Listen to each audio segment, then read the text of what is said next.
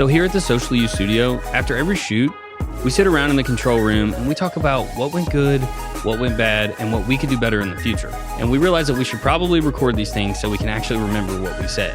And then we realized that this could possibly be good content for the people who view our channel. So come along with us as we learn, grow, and fail, and maybe you can learn something as we learn too.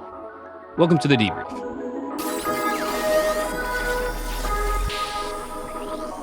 Okay, so finally somebody came to the studio and wanted to do something that we all love to do. We love to film, that's true, but we're also set up with amazing capabilities of doing a really good live stream. So what we just finished doing was filming with our friend Harris III. You've seen him, and I'll go back and find out what episode you've seen him from, because we've done a debrief on one of his filming sessions. But he does this amazing event called SoloCon, where it's a remote event, a live event that we do through Hopin, where solopreneurs and entrepreneurs can come learn about figuring out how to really ramp up them as individuals so that they also help ramp up into their business. And it's really cool. Harris is a former magician, but is also an amazing speaker. And he is what I would like to say, off-the-cuff king, because he can basically take any situation you throw him into and make it sound and look amazing. Before we get started, though, we never do this, and I'm going to go ahead and I'm going to ask you guys just to remember that if you're loving what we're doing, to share it with your friends, and I want you guys to like this video and subscribe to the channel so you guys can help us get more eyeballs. So let's jump in. We're going to talk about roles first. So Morgan, why don't you talk to us about what you did? I believe you did a few things, and you jumped into the audio world this time too. So give us a little rundown on what your day was. Yeah. So in this production, we were utilizing a video plate, so Unreal was not needed, and so I ended up jumping in and doing audio for this production. And we had a lot going on with audio, a lot of mix minuses happening due to Zoom guests, and we had videos that had to roll through ProPresenter and things like that. So I was handling kind of the audio side and assisting with Zoom. So we had a bunch of people coming in on Zoom, and we were utilizing Zoom ISO, which is our favorite platform to be able to do all that. So yeah, that was kind of my role, was bouncing between those two things. And then, of course, any technical assistance that was needed throughout the day. Yeah. And so typically, we'll mention them sometimes on the debrief here, but we typically have an audio engineer who is remote, or sometimes Eric will come hang out with us. So just give us a little rundown on, did you learn anything about their roles as you began to kind of take that on this time? Sure. Yeah. One of the big things is Eric, one of our audio engineers, he's always telling me, hey, I don't want to take my headphones, my ears off of program. Yes. And with this, I was helping with Zoom. So I was kind of like listening to Zoom. And there's a few times where I was missing cues from, you were rolling a bumper or something on ProPresenter because I had taken my ears off of program. Right. So I understand now why it's important to always have program in your headphones. And then having intercom mixed with program was a little bit busy as far as audio. And so having that on a separate speaker, which most of our remote audio engineers have in their space, is super helpful. But we just don't have the room here to have like a whole separate room for audio. Totally. Like if I don't think we've said this on here before, but Morgan is sort of the tech overlord here. So basically everything works because he exists. And so typically if I have a problem with bit focus, or if I have a problem with anything, I'm like, hey, Morgan. And this time I wasn't like hearing an immediate response like normal. I'm like, oh yeah, that's right. He's literally doing 3 people's jobs at once. So yeah. And on this one, unfortunately our audio engineers were all super booked. Yep. So we ended up taking on the production ourselves, which is fine. Again, it sounded great. The audio engineers have done a great job of presetting pretty much everything, so it makes it super easy for me to be able to come in and unmute a microphone and it sound amazing right out of the box, basically. That's awesome. So, and we'll talk a little bit more about audio here in a minute, because we did like sort of a different mic setup that we'll talk about. But next, let's go to Tyler. Tyler was our technical director this time. So he was cutting between the shots, and he was turning the keys on and off so that the things that I would fire on ProPresenter would come up on the screen. So Tyler, why don't you give us a little bit of rundown on how your day went? Well, the biggest challenge was we had so many different feeds. So we had, the three cameras. Well, we had 2 cameras for the host, and then we had a punch on that, so that was an ME. And then, of course, we had the live guests, and then we had several super sources set up. So all 10 of the buttons on the A10 were taken up. And I've never used the shift set, but I was having to use that. And then often the host would be like, oh, I'm going to go to my slides. We had a separate setup where we could show Apple TV from his iPad on the table with a top-down camera looking at that. And then there was a super source involved with that. And then we had a set of slides, and he would switch between like a keynote. And then we also had a super source of that, which was, the keynote and him really small beside it. So having to switch between those was kind of challenging. It was fun, but yeah, that was more buttons than I've had to keep track of. And then what would happen too is like when we would switch to a different guest, sometimes I would go ahead and just remap the buttons, and so that it would be a lot easier to get to them, knowing, okay, we're not going to have a Zoom guest right now, but we're going to have somebody sitting or talking, 2 up in the studio. So that was fun and challenging at the same time. Yeah, I liked the fact that it was challenging for you because we learned a lot about communication between you and I, because I'm firing ProPresenter and you're cutting to a super source. So there was a couple times where it was like, hey, I need to like hit a bumper here, but you had cut over to a super source, which works. It works. Nothing was like wrong. Like no one watching the stream was like, well, they messed up.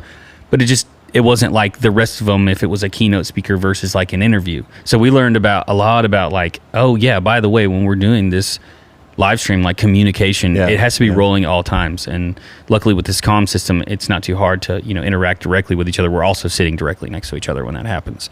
But I feel like we learned a lot. And also, watching you get the shift key and sort of break that barrier of like, okay, yeah, I'm not just clicking these 10 buttons in front of me. Now I'm tasked with like going into like a deeper version of the ATEM Advanced panel. So what was cool too is that Morgan could set up a super source so quickly, because there was a time when I think we didn't have the super source set up, and like, man, I said to him or somebody, I said, hey, I would love to have a super source of these 2 things. And Morgan, I guess, went in and did that super fast. So it was nice. Then I could just map a button to it and then cut to that almost immediately. Yeah, it was awesome. Yeah, and like shifting from like there was like we'll talk about it. There's like a breakout screen that they had where there were like breakout sessions after the main stage session. So we're doing the main stage session that everybody's watching, but then once that main stage session was over, there were breakout sessions that happened in different rooms within the Hopin app that you could go into, and you could work with somebody, with like a specific speaker or somebody that they were featuring during that time. So I really enjoyed doing the Hopin thing, but I wasn't even thinking about earlier, Morgan, when you brought up Zoom, how we were mixing Hopin and Zoom at the same time. I thought that was pretty funny. Okay, next we'll go to Cami. What you don't get to see a lot is whenever I'm directing, whenever we're filming, it's sort of just me out there talking to the talent, and then I come back in here. But when you do a live event, there's multiple things that go in to it. There's multiple moving pieces. So Cami was our stage director for the day. She killed it. And she has a little bit of experience in that field, luckily. So she just kind of morphed perfectly in, kind of like everybody at Social U sort of does as soon as you get here. So Cami, why don't you sort of talk about that for us? Yeah, so doing theater for about 6-7 years and being a stage manager for a majority of those years definitely gives you some experience in this. When Andre sent out the text that I was being stage manager for the day, I was like, I don't know what goes into that for a live event. Like, I haven't done this before here. And then we discussed it, and it was like, oh, it's literally the same thing as like performing live on a stage. So that was really good. I felt really comfortable doing that. Luckily, the talents who were on there were very self-driven, so that they were capable, like they kept time in check, like they knew they were following along, like, so it was super comfortable. But sometimes I'd be like, hey, it's time for you to go on, or like, let's go ahead and get you in there, get you comfortable. But another thing was like trying to communicate in there with the talents was like super difficult, because like it's a live event, you have to be super quiet, right? And like you have to use tiptoes and But yeah, it was super comfortable, super great. It flowed pretty well. There were a couple things that I was like freaking out about, like adjusting cameras and for like different height differences. But other than that, I think it went pretty well. Talk about so you mentioned height differences. So Harris, who was he was leading the entire live event, and then in the first session, he brought his wife Kate in, and then also he brought Angie, one of his team members, in. And they are substantially shorter than he is. So explain to us what you did with the Apple box. Yeah, so we had 2 smaller Apple boxes that were like down by their feet. And so I had to stand behind one of our like monolith pillars where like they stood like to wait to go on. And so I stood there, waited for the title screen to come up. And I only had 18 seconds, which was plenty of time. But I stood there and I had to, like, title screen went up, go time. I ran down, like I pulled the Apple box, like I pushed the Apple boxes up, and then like Harris moved to the side. I pushed them up, like, and I'm like crawling, and I was crawling, and I was like push them up, and I crawled off, and then then Kay or Angie stood on them, and I had to do that a couple times because I also had to pull them off for Harris or Ben to stand in the middle, but it was a lot of like tedious movements and trying to be quick and short about it. Yeah, we had a bumper for each speaker. So Cammie only had 18 seconds. And if you've never done a live production, what's funny is when you roll bumpers on ProPresenter, it takes over program. So your program feed is completely covered up by the video that's playing, that's introducing the speaker. But what was really funny is on our raw camera feeds that we're recording each individual shot of, you can still see the wide shot, and you see Cammie just like ducking and running through and doing it really fast. You only had 18 seconds, but you killed it. I think you probably took like 7 to 8 seconds. Yeah, so. probably. Yeah. Even then, there was reframing that had to happen. That she had to run around and reframe the shot. So someone would say to me, "Okay, can we reframe the side? The side angle?" So I would have to stay on the wide shot until that was reframed, and then I could go to it. But what's funny about that is because I had Unity, and I was using Bluetooth headphones, and I was in there, and I heard Andre tell me to reframe camera 2, and then I heard nothing, and I'm like, frame it for what, for who? Like I didn't know, like even though I had a run of show, like I didn't know where he wanted it or anything, and so I got nothing, and so he comes like booking it in, adjust the camera, and I'm like, I felt like I did something wrong, but my comms died. Yeah. Like, I have no idea why. Yeah. And on top of that, the camera, for some reason, oh, yay, my cable is dead. I'm in the void. Oh, man. On top of that, we get... See, Morgan fixes everything. Look at that. Prime example. I'm in there also because I was doing some BTS stuff I'll talk about later, but the camera had the red tally light on for some reason. Yeah, we're so I still couldn't not touch it. sure of. So we're like, well, don't touch the camera. It's live. But then are they live on the shot? Why haven't they cut away from it? It's been long enough. What we didn't realize at the time, because we just are all in our live events frantic mode, we don't realize that on the displays in the room we can literally see what's on program, and that it was the wide shot. And it was like, oh, we could have looked there, but we have some ideas on how to work through this stuff better in the future. But it was very much like, oh. Well, for the cameras that were on an Exebo, it was nice because Jay was constantly going into those shots and readjusting them from in here, which is an innovation for us. That's really nice. Yep. Yeah, and I'll talk more about that whenever I go into my role too, because that was really fun. Shout out to Exebo. I think we've talked to them a few times. But let's go to Emma. So Emma, you were dealing with so when you do a live event, everything on stage is happening, but there's also a team in the other rooms working behind the scenes that are doing everything in our conference room and in our green room, whether that's getting ready for the next stage segment or getting ready for the breakout rooms or whatever. So Emma, run through kind of like where you had them set up and how that sort of worked, like from the behind the scenes perspective.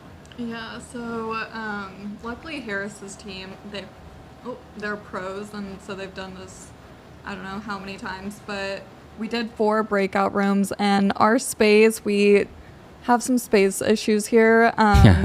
So we just broke them out in our green room, our conference room. We had one girl go up to our loft, and luckily we have that space separate from the studio.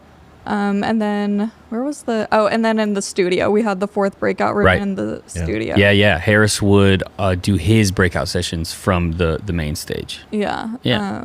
So, I mean, everything went smooth. The only thing is we, as a team, couldn't really go in those spaces. So I feel like everyone was kind of in the control room, which is nice because, we're all together. But during those, I think it was like 45-minute breakout rooms.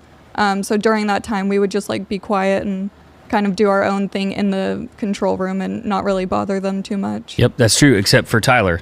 Tyler was still having to cut and be a TD. Yeah, because Harris would he was in the studio and he wanted to use his slides and his Apple TV, his iPad on the table. So I was like, oh, well, I guess I'm just going to keep TDing here while he does the 45-minute breakout session. Yeah, and then it was like time for food, and I remember Andre came in and was like, Tyler, let me do this for a little bit. You trying to get a plate of food and then come back. Yes, Andre's the selfish leader. I'm only saying that Selfless for selfless. Did I say selfish? You said selfish. Yes.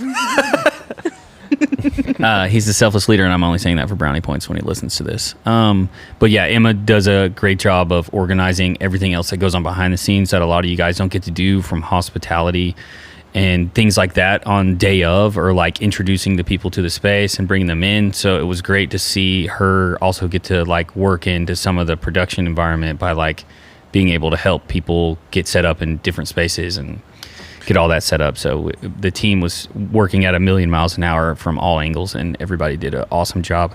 Isaac. Well, wait, in the midst of all that, Emma was coordinating food. And Yeah. I think one of the things we've always struggled with, and this has nothing to do with technical anything, but people have to eat. And so one thing we've always struggled with is how to keep the food hot. Yes. While different, and then especially in this setting, because people were coming in and going and at different times.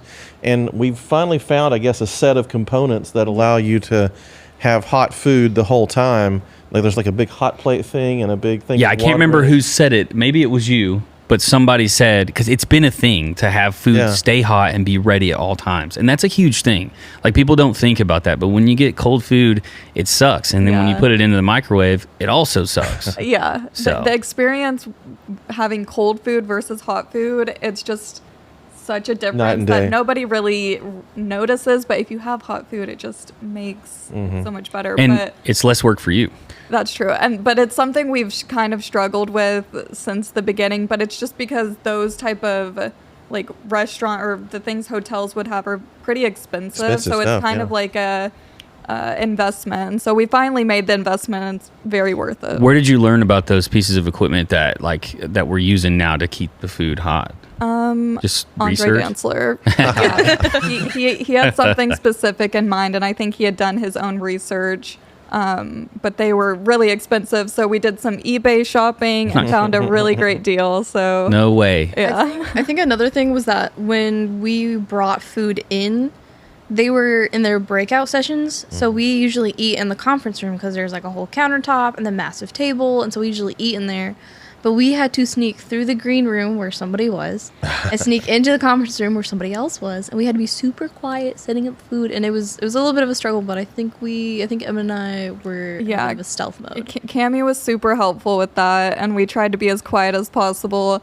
Maybe next time we'll probably take those like Schaefer dishes out into the kitchen so we're not like disrupting. But we were quiet and we made it happen, so it was fine. And Sugar's ribs. Yes, and barbecue. Barbecue. Yep. From Sugar's. Shout out to the team at We Are the Poetics. Silicon, Harris and his team. They're awesome, and every time they come here, they like to get my favorite barbecue spot. So it's always nice. Sugar's ribs in Chattanooga. Yes, Sugar's ribs. Okay, Isaac. You and I collabed a lot that day, especially the morning of getting started, because basically you and I had to learn how we were going to trigger and set up ProPresenter. So why don't you give us a rundown on how you did that? And then you can also talk about you were running around with a gimbal all day getting a ton of great BTS footage. So just give us kind of a rundown on how your day went. Yeah, I remember going to bed the night before, and I thought to myself, "Oh, we didn't think through the timers. Did I even see a run of show?" That was what I thought the night before. I'm like, I haven't looked at this at all. So first thing that morning, I came in and I was like, okay, so I've used some ProPresenter before, not a ton, but I kind of know how it works. And it's like, it can't be that hard. Turns out that I totally didn't know what I was doing. I did it wrong about 3 times in a row before we found the perfect solution. Yep. And just add this to the list of things we say we're going to make videos about, because it's definitely something that's like, okay, well, this is super useful. But essentially what we did is we configured a really good stage display. And so the stage display function that you see right now kind of lets us have a bunch of different information up on there. So we could have kind of the name of a section, and then the name of what the next section was, and then how long that section was supposed to go, and kind of what all that information was, what time it was, all these sorts of things, let people see it and kind of get information really quickly. Yep. And so it's something we really want to fine tune. It's something that we think we've figured out a pretty good system for. There are other systems that do this kind of timer. And those systems have some advantages, but what we really like about using ProPresenter for this is that when we're using ProPresenter for this, it's also what's triggering our graphics for a thing. So for an event like this, it kind of made it where if we had known what we were doing ahead of time a little better. Definitely. Yeah, we could have had it, oh, here's the bumper for this section, triggers the timer for this section, and everything just goes perfectly. We actually had a little problem with the bumpers, though. I don't know how these bumpers were rendered. I need to look at them to see, but they ended up having this cool wipe that would like transition to the thing. Awesome. Problem was, after that wipe happened, it was alpha'd correctly, so it would do the wipe from the video to the background, but then after it went out, it was like 2 frames of black, and then it would show. It was like a 2-frame slug that was like at the very end, so after the cool wipe where you saw the person come out from behind it, then it was black. Yeah. And it was like, oh, okay. Super disorienting feeling. Yes. It looked like something was wrong. Like, it wasn't wrong. Like, it worked fine, but it looked like that was a complete screw up. So we had to go and trim off that part off of every clip. But that was something that, like, every once in a while, it, like, braked in weird ways. So it's like we definitely have learned how to load that in and prep it better. There were definitely a couple of things about this event from multiple perspectives. Ended up meaning last minute things happened. But because of that, we definitely know, okay, these are this kind of settings we need to change, the things we need to basically, and if you're familiar with ProPres, you would understand that you click on that specific bumper, that specific clip, you go into the inspector, and we had to trim it down to the very last frame of the wipe, and then you had to change the setting for the end of video configuration to fade to clear or fade. No. It wasn't fade. It wasn't fade. Fade would have faded the video. We don't want to fade it. We just needed to cut it to clear it at the end. Because it's like we don't want it to just hold the last frame of, it was doing all these things. We're like, what's happening? Because it's built. ProPresenter is one of those pieces of software that we love that can do everything. Yeah. The problem is that it can do everything. So you have to know what you want it to do and know how to get there. And so it's like, oh, we needed to do these specific functions. And once we figured it out, it wasn't too bad. And we definitely, again, it's something we really want to make a video about, because I think if you do any sort of live event with graphics, lower thirds, it really, if you don't do a live event with graphics or lower thirds, having them really ramps up that production value. Yeah. It really makes it a lot more impressive. And if you are doing those, we think it's a fantastic way to trigger that and also keep your event running on time. The things I want to figure out are ways to kind of change what's on the stage display quickly without having to like go into that thing. So if we could have some sort of like different setups ready to go and kind of stream deck between them, and then also getting that information out to other people that aren't necessarily in the room with the stage display. Yeah, 100%. And then give us just a super fast rundown on how your BTS footage went. BTS was fine. It was good. I'm trying to figure out more and more how to do vertical with the Ronin. There's a way you kind of can do it, but then every once in a while it gets mad and you turn it off and then it just goes. It looks terrifying. And if anybody in here has seen it, y'all know exactly what I'm talking about. You're like, this cannot be good. The DJI spin of death. Yeah, but it works fine for the most part. I want a bigger Ronin. I want to go to the Ronin 3, the big one with the carbon fiber, all that. I want to get one of those if we can to really level it up. I think what I find difficult to do for me personally is that shift between vertical and horizontal, because we want to do native vertical content where we can. Yep. But also be able to get it in vertical. But also be able to get it horizontal, because what we really like doing now are these kind of testimonial of recaps. So we take this testimonial from the end and blend it with the footage of the day. It's a pretty engaging way to share with a client, prospective client, hey, here's what we do, here's why it works.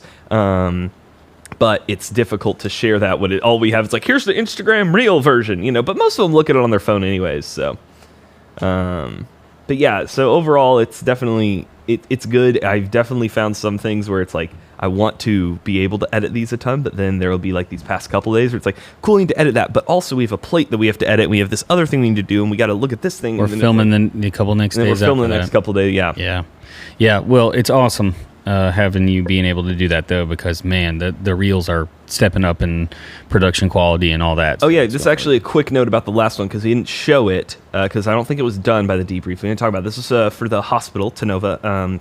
We did captions on that. The best way I found to do captions so far, I'm looking more into it, and I really would love to hear if you all know something, because right now we are a mostly Final Cut shop. We're working on trying to get more into Resolve and DaVinci, all that. But to do captions on the video, Instagram has that built-in function, but it doesn't look very good. And so what we started doing was I figured out I can use CapCut, which is TikTok's editing software, will do captions. It's great, except I cannot change the color of the stupid captions. They're just yellow. Oh yeah. Well, you were trying to change it in a weird way. I did. I went into Final Cut and then tweaked the color balances so that it was closer to an orangey red, but then changing yellow to red is like just impossible. But so if any of y'all have any like pieces of software you'd like to use for this, please let us know. I tried to pay for CapCut Pro just to like get like, cool, I can edit things. I just couldn't, it wouldn't let me. Yeah. Wouldn't let me sign up. It was really weird. Well, things tend to hate us, especially on the tech side, especially when we're trying to do things that we're trying to get done fast. But I went back and checked. So literally the second episode that we did was with Harris, who we're talking about now, being on stage. So I just wanted to go back to that because at the beginning I was super nervous and my hands were shaking. I was clicking a pen and I was trying to talk at the same time. So that was our second episode. By the way, I'm going to plug it again. Remember to like, subscribe, and share. Okay, so for me, I operated ProPres.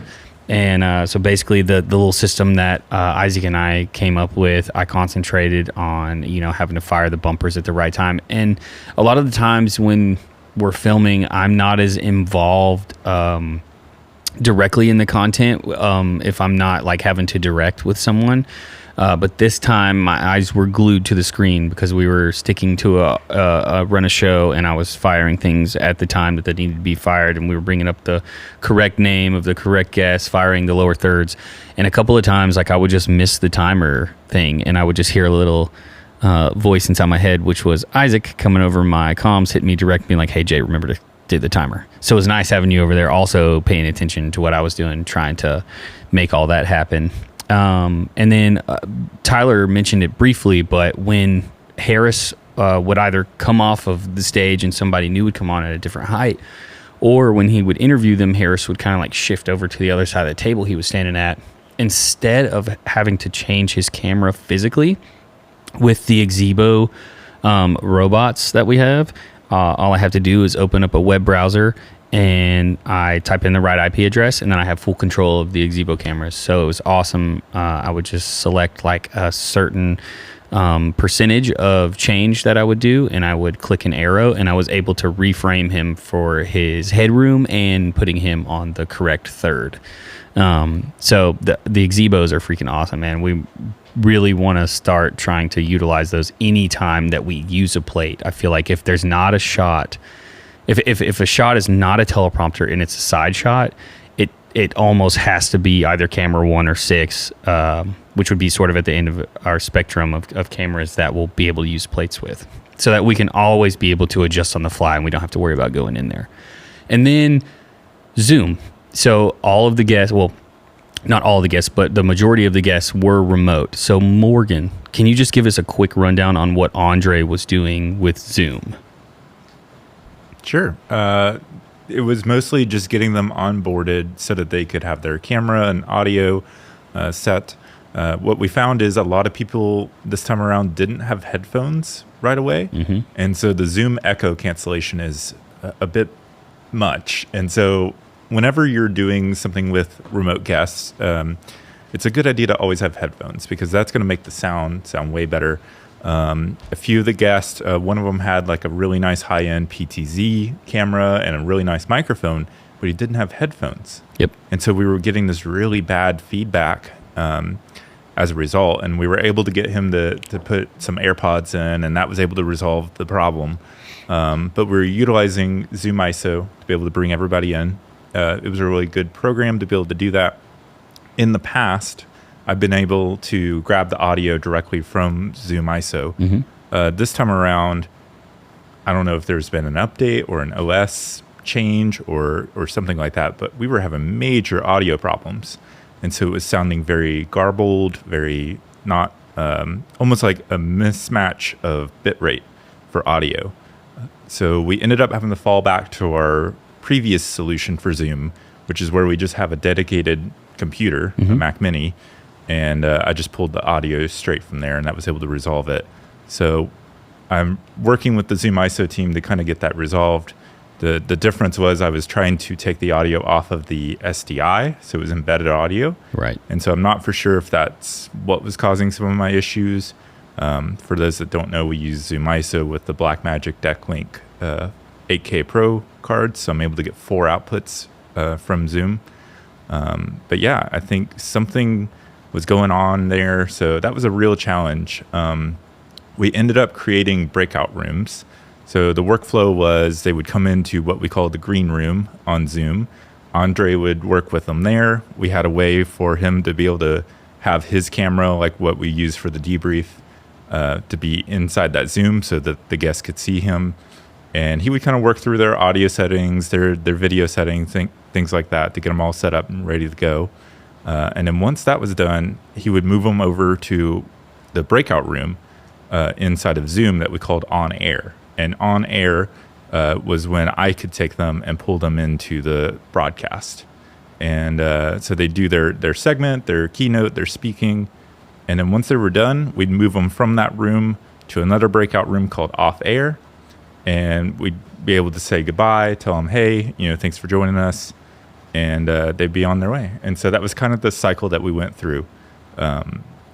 If you're using Zoom, make sure that your guests are using original sound for musicians. That gives you the best quality and turns off all the processing that Zoom's doing. That way, on our end, we can do all the audio processing through our amazing sound system with all the plugins and things that we have set up specifically for Zoom. It's awesome. So. And the worst Zoom quality that we had was our friend in Australia. And that was he's on the other side of the world, and we don't know what his internet was like. But even then, when it was still kind of jumbled and gargly, it still went really smooth. So I was really happy with it. Can you cut to editor? Is that a chance? Can I give you a second to set that up? Only because we're going to talk about our lighting setup here, and I'll make this pretty brief. You guys are pretty familiar with, like, if you watch. I know you all watch, and I always say that. And they all like and subscribe. And you like and subscribe. And you share with your friends, yes. So if you'll look here, Harris, this is a set that we've used before. This is an awesome plate that we filmed at a hotel in here in Chattanooga. Shout out the Kinley Hotel. They're rather new. They're pretty cool. This is one of our favorite sets, and the colors in the painting just happen to be perfectly set up with some of their graphics and their color scheme that they chose. But what we have here is that big mega 8x8 scrim with 2 IntelliText behind it that you've seen in our last episode. And if you have it, pause. Go watch it. And come back. Okay, now come back. Good to have you back. So we're basically emulating that light coming out of those windows to this on his side, and then we're hitting him with a hair light directly behind that doesn't have a reflector, so it's very broad and diffuse. And then we have a hair light coming from that back left side that is coming. That is lighting that side up to give a little bit more emphasis, like he's being hit from the window. And then we have a slightly warmer hair light hitting him on his side from the right, and the warmer made it not feel like there were windows on that side. We wanted to light that up to avoid that marker outline that we talk about often, but we made it warmer so it felt like a different light source. And then it also kind of works because if you look down in the bottom right there, you see that bar, and those lights underneath are a little bit warmer. So that sort of blends together and makes you feel like there may be some lights over on that side of the room that are shining in. And then also that lighting, this set is our favorite, but this shot right here, man, this is, I think, probably my favorite plate shot of all. And let's see, I'll just have it play. See that immediately, of course it goes away as soon as I hit it. I think part of what makes it so amazing is that it's got the brightness that really feels like inviting. A lot of people want bright sets, but bright sets kind of can conflict with green screen, 100%. With the outlines and stuff. But since we have that pole kind of right in the frame, a lot of times that's where the person is standing. So you still get that brightness, and we still have the nice light on their face that feels like it's coming from that window, but they're in a location where they're not like, it's a little bit darker of a background. Right. So the key, and Harris's hair is awesome for keying because it doesn't have a ton. He does it extremely well before he comes every time. In the nicest way possible, it feels like a Lego block of hair. Like it's just perfect. It looks great. It does. But It does. It's just a perfect. Yeah, without the reflections that would make it hard coming off of a Lego. But yeah, so and if you look too, I'm gonna hit play and then we can cut away from this. But what was really cool is it was really alive the day in the city that we filmed the plates, and this is kind of in a busier part of town. So if you got people walking outside, you see cars driving by. I believe there's a giant bus that goes through. So like having that movement just sells it that much more and just makes it feel that much more alive and more fun. So I think overall we were extremely happy with how our final shots and how they turned out. And we have in the past struggled with reflections in glasses. Yes. But on this particular setup, the giant 8x8 scrim reflects on their glasses pretty prominently, but it looks like it's coming from the window that's supposed to be just right over there to their right. So it even helped to sell it, even though it was a giant reflection in their glasses. Yep. In the past, Tyler is a genius with just like little knick-knack and little tricks that'll help like sell that. And we've put tape on the scrims in the past to make it look like a window. But this time the light was so broad behind him and the reflection was at the perfect angle where we didn't even have to. And we were just like, yep, it works. So we've talked about all of the really good things that happened, but as anybody that's ever done anything live knows, not everything goes as planned. So there's a couple things that happened that we should discuss, and I think the main one will be a segment from Morgan here. We had a part of the live stream where it completely went down. So if you could give us a run through on kind of what happened and what caused that problem and how you fixed it. I think you'll have a opinion on how you fixed it and like what it looked like, but from our perspective, I feel like it was a little bit different than what you think. So yeah, so one of the issues that we had with the live stream interruption is we were using Hopin for the main stage, which is where all the attendees are, lets you do what's called RTMP, which is a pretty standard streaming protocol that's been around for a while. So that meant we could use our Blackmagic Web Presenter 4K to be able to do a live feed into main stage. So we were doing that, and those have what's called a cache. And if you look on the monitor for the Web Presenter, it'll tell you, hey, your cache is 3% or 10%. Your goal is to have that at 3% or less. And what that means is if there's ever any sort of internet outage or anything like that, it'll recover basically. Well, something happened on Hopin's side or here on our side. It's unclear what caused it, but that cache on the Web Presenter just started filling up.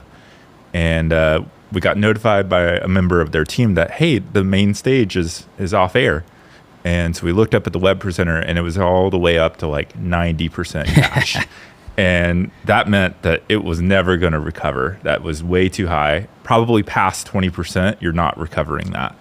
The problem is with Blackmagic and the Web Presenter is once it starts getting past that 20%, you cannot shut it off. You cannot turn it off air. right, it just locks up. Yeah, it just totally locks up. On our side, we should have done better. Hopin does actually allow you to have a backup stream going simultaneously. Oh. We have two Web Presenters. We Could have easily had that going. Yeah, we should have just loaded the backup into the second one. Right. And we could have hit on air on that one, immediately come back. And picked up. And then picked up. Yeah. Unfortunately, we didn't do that. Now we know better for next time. Again, we were in a rush. We were doing a bunch of different things. But in order to fix the cache problem, you have to power cycle it. Yep. So that meant Andre and I were running over to the rack and unplugging the web Yeah, presenter. don't cut to me. So Because it was crazy. don't cut to me, because what your view of Morgan right now that you're seeing is my view of the racks directly. So all I see is you standing up and you run over, and if just move back just a little bit, Morgan. That panel right there, the biggest panel on the rack, Morgan has to yank that off, and he's like reaching deep back in there and has to physically unplug the web presenter. And while I'm sitting here like, oh man, I didn't realize it was like that big of a problem. But then you were like, so in that frantic moment, you ran over there and you had to pull it out. And we still had the recording going, so it wasn't like they lost the content, Right. And we chimed in over stage, Yep. and had the presenter pause, and then once we rejoined, it luckily, continued. everybody involved with their team is good. it's just so good. So Harris it was like was just super pro, and he just flowed with it like nothing ever happened. it wasn't even Harris. It was actually Ben. It was Ben, right? Oh, I Yeah. guess I'm thinking of other times when things happen. Yeah. Well, yeah, because Cool. Harris is like, well, there's another time we'll talk about Harris putting us on the spot and going with the flow. But yeah, Ben just kind of stood there, and it was like, 30 to 45 seconds. And I think they were talking about the conference was so good that somebody commented on the live stream and said, like, this conference is so good that I think this is like an actual part of like learning about something that he an was like object describing. lesson. Yeah. So that was really fun. And it, Yeah. So the lesson learned from that is if you have the option for a backup feed into the platform, utilize that. Number one, and then check the web presenter periodically. Yep. Like that's the main thing. Is make sure that cache isn't piling up. and because it's like gonna that's cripple what you. happened is all of us were so focused on different roles that none of us were paying attention to that and until it was too late. And then They it was should make it have an alarm. yes. Well, maybe like a UPS. Yeah. Oh, that's hilarious. Okay, well, let's talk about another problem. And I briefly mentioned it before, and it wasn't necessarily a problem, but this was communication between Tyler and I. And I think the main thing that the way we could have fixed the problem I'll describe here in a second was with more communication, like I said earlier. But at one, I guess you sort of fall in this as well, because there was one time where I fired off a bumper. The bumper. But you were, like you said, you were on program Zoom. audio, or doing something else. You know, one of the millions of things that it takes to get this thing done. And I'm sitting here, and it's like, and Harris goes through his spiel, and he introduces the person, and I click the bumper, and it's running on my computer, but it is not on program. And so Harris he sees that, and he's just kind of hanging out, and he makes like a funny joke where he's like, I promise he's coming. And I'm in here going, I'm firing this, and it's not showing up. Hey, and I come over comms, and you're like, oh, my bad. We fire it, we make it run. And Cammy did the box change, and we brought the speaker in, and it all went swimmingly after. But it was because I was having to edit things in ProPres on the fly. Right. And so I would say, hey, Morgan, can you make sure that I'm not hot, so I don't accidentally trigger something in the middle of somebody's speech and just ruin it, while all I'm trying to do is edit one of those bumpers in the inspector like we were talking about. So having that communication level was sort of mixed, just because the team is sort of small and there were so many things that we were doing. But the other one that I'll mention, and Tyler, you and I you can totally chime in on this at any time. Tyler and I never really ran a show, and there was a difference between somebody who was a keynote speaker and somebody who was being interviewed. So the interviewee, if it was just an interview, would just be brought up on a super source that Morgan was making on the fly and changing the names of back there. And then but if it was a keynote speaker, then they had a bumper like we've mentioned before. So Tyler and I didn't discuss the difference between those. So it only happened once. We mentioned it earlier. I keep saying that, but we didn't talk about the difference between those. So Tyler brought somebody up in a super source, and then she started her speech without the bumper, which that's not that big of a deal. Nobody noticed, but I feel like on a bigger production and on something else, it would be kind of like a key thing to do.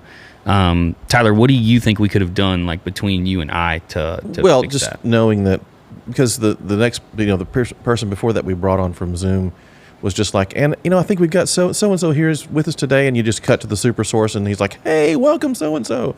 So in my mind, I was thinking, okay, that's what we're doing, and he was standing there going, I think waiting for the control room to tell me that the person is available. Hey, welcome so and so, and then Jay's like, crap, I was supposed to play the bumper. What are you doing? You know, he wasn't being mean. It was just like an emergency situation. But yeah, I guess we would just, I mean, I just didn't know. Cause, and when I am switching, I am so focused on paying attention to whatever the host is saying, because at any moment he might say, well, let's just look at my, let's look at my iPad here. And so, I have to be super focused on that. And, if Jay's over here telling me something, it's hard to break away because you just can't do that. But so, yeah, I guess communicating beforehand is the key, obviously. And I guess in more professional settings, they have that all worked out. And we're just having to figure it out as we go. Yeah, I do want to say something, though, about when the bumper didn't come up on the program and I was in there and I had to move those boxes. Yeah. Right. Watching on screen, and I'm like, I know that there's a title screen. I know that there's a bumper. Like, I can hear, like, what's going on, and I'm like, I know something needs to come up. That is a moment when it doesn't come up that is a critical point where I'm like, do I make the decision to crawl on the ground, try not to be seen, move the boxes, do something, or do I just, like, I have all these things, like, how am I going to do this? How do I do this quietly? And I'm like, I need to make this decision now. And by the time that I was like, you know what, I'm just going to go on stage because I have to move these boxes and the show has to just keep going. Finally got it fired off. It was on there and I was like, ah. But it was one of those, like, that happens in theaters. Like, if something doesn't happen, the old phrase, the show must go on, it still needs to go. And that was just something that I was like, I don't want to make this decision, but I have to make the decision. But thankfully, the bumper ran and it was okay. It's awesome. I think we just need green morph suits for everybody. Yeah. Oh, dude, I Everybody have totally their own. agree. You can just walk on stage and it's invisible. Nobody would know. It's a floating box. So, Morgan, I'm trying to pull up something. This isn't a great example because it's like not even current. This was sort of done on the fly. He came in and they talked for a second and then he left. It was actually flipped. Like Harris would be on the left and the guest would be on the right. But let's talk through our microphone solution here. So we go from a 1-up to a 2-up, and at first we had 2 microphones set up. We never even thought about the fact that, like, oh yeah, when Harris is in the middle, both of those microphones are gonna not be in the correct place. So just run us over. You and Cami can do it because I think Cami helped you set up the mic with the placement. But what did you guys use as a solution to fix that problem? Well, I think the main thing here is, like you said, we didn't think about, hey, he's going to be standing in the middle of that table when he's by himself. Right. So we ended up doing a 3 microphone setup. The issue I had was when we would go to the 2-up, the microphones weren't far enough away. Yep. And they were our cardioid mic, so it picked up more. And that meant that Dugan, which is what we use to kind of balance the sound between 2 people, was not able to distinguish who was talking at once. And so what that would do is end up causing a lot of this, like, proximity effect, or like when you have 2 microphones that are too close together, it sounds kind of phasing. Yeah. And so it'd be really hollow sounding. Yeah. So I ended up manually having to kind of ride the faders on the soundboard back and forth to be able to make it sound less hollow with that phase problem. So it's almost like a kind of that. It's almost like a whine hollow sound to it. Yeah. Yeah. So in the future, I think the answer is on those outside mics, they should be shotgun microphones. So it's a much tighter pattern. Yep. And that would help isolate more so that our awesome Dugan plugin will automatically mix the mics for us. Make it a lot easier to do. Which will cause another problem. Not a problem, but really we need to go over with talent. What we're really good at is setting up and then going and being flexible and doing things on the fly, but we probably should have pulled the talent in and showed them that X on the floor and been like, here, like, you have to stand directly on this, because those shotgun mics are going to be a lot more concentrated. So, but yeah, you would that would definitely be the solution to avoid that phasing problem. Well, there's another audio issue that came up because Harris, when he was just standing there speaking, he was getting, we're getting the audio from that microphone. But when he would go to his iPad, he would lean down and it would sound like this because he was turning away from the microphone. So I don't know how you solve that without lavalier, lav mics or something. Or you just make the talent, hey, be sure you don't bend over like this when you're writing on your iPad. Yeah, and I wonder if some of that was him needing to see, like, I wonder if he had the TV in front of him. I know we've done that in the past where they could see what they're writing. So you wouldn't have to bend over. Yeah. You could just stay. So I wonder if that was the solution there. Yeah. Maybe so. And it's also like a placement on the table deal. Like this has been a thing. He always has an overhead shot when he comes here because he always has like diagrams and things that he'll do on his iPad, and he likes to have it closer. And we like to push it a little bit toward the middle of the table because if you pull it too close to a round table, you'll see the edges of the table and you can see the floor. And sometimes we're like trying to avoid that. We just want it to be tight and on it. So we push it out a little bit more. So it's also him going from I'm presenting to like, okay, now I'm having to lean a little bit further out and right. So it's just trying to find that like really happy medium to fix that problem. We'll figure something out. Yeah.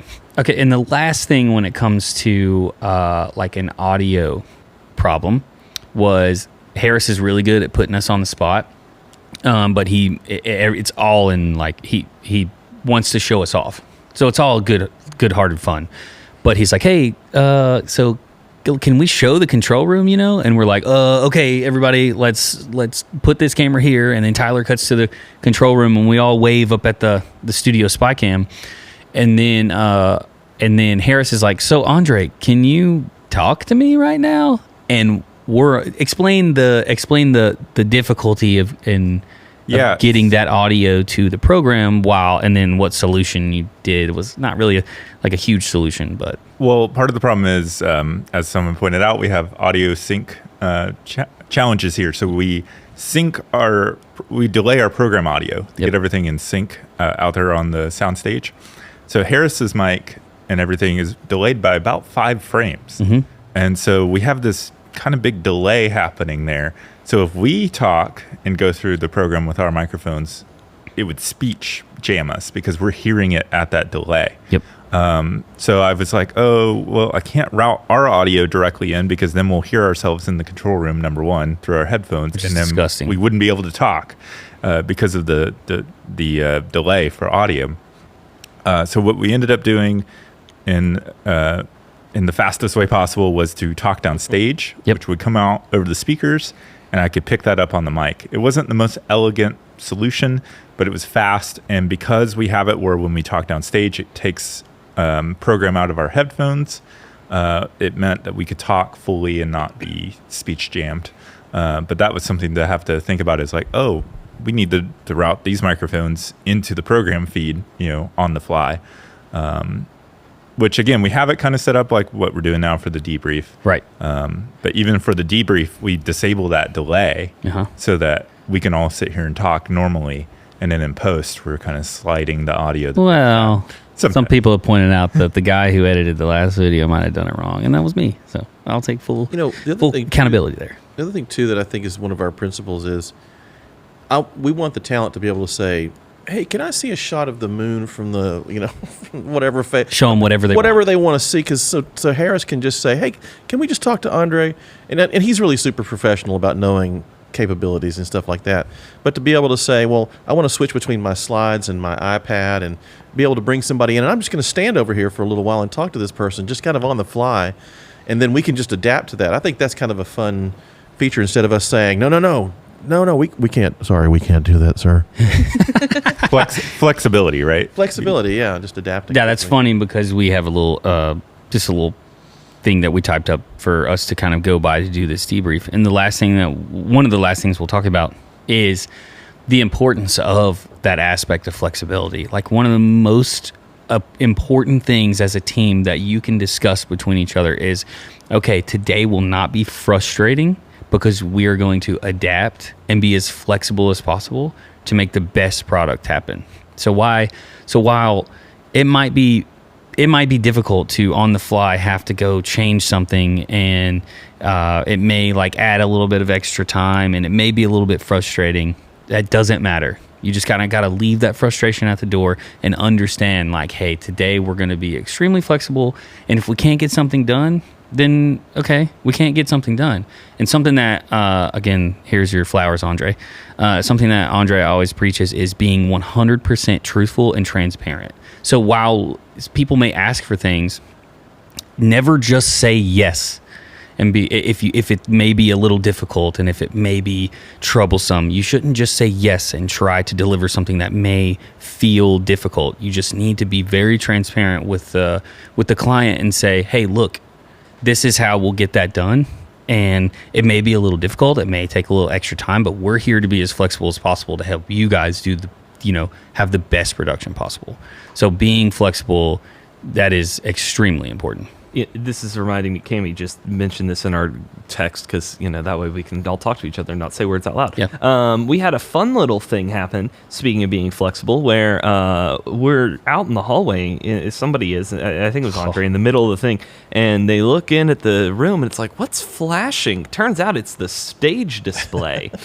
So the cool stage display we figured out in ProPresenter looked like this when it was going. Hold on. Yeah, that. Yay. Yeah. Hey, seizure warning.